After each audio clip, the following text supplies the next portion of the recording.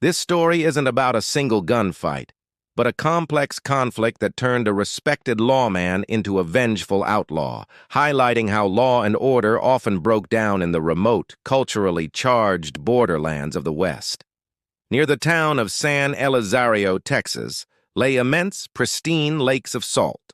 For generations, the local Mexican-American population, Tejanos, and the indigenous people had collected the salt for free, using it for preservation, trade, and consumption. It was considered a communal resource, a gift of the earth. After the Mexican-American War, the area became part of the U.S. A group of ambitious Anglo businessmen, led by a man named Charles Howard, managed to secure a legal land grant for the Salt Lakes, claiming private ownership. He then announced he would begin charging a steep fee for anyone wishing to harvest the salt.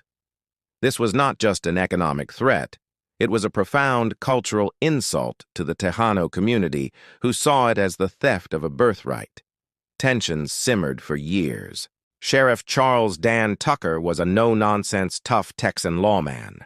He was tasked with upholding the new, and deeply unpopular, law of the land. Dangerous Dan was known to be a formidable figure, which earned him his nickname. When Charles Howard arrested two prominent Tejano leaders who defiantly collected salt without paying, Sheriff Tucker was responsible for holding them in his San Elizario jail. The arrests were the final straw. A massive mob of over 500 heavily armed Tejanos and their allies descended on the tiny town of San Elizario, surrounding the fortified building that held the jail. Inside, Sheriff Tucker, his deputies, Charles Howard, and a few deputies were trapped. The siege lasted for days. The mob cut off their water and food. Tucker and his men were pinned down by constant gunfire. They were starving, dehydrated, and facing certain death. To save his own life and those of his men, Sheriff Tucker made a desperate decision. He negotiated a surrender. In exchange for safe passage for himself and his deputies, he would turn over the cause of the conflict, Charles Howard. Howard was dragged into the street and executed by the mob.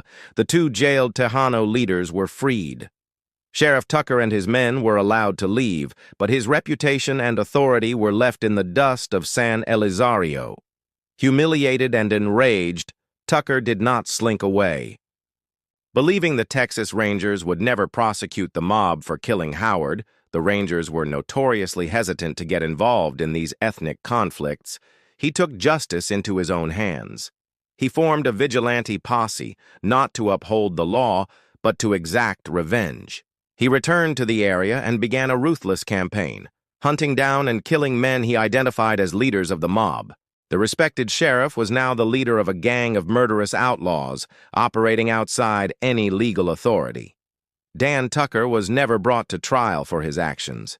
The entire Salt War was an embarrassment to the state of Texas, revealing the weakness of its authority in the far western territories.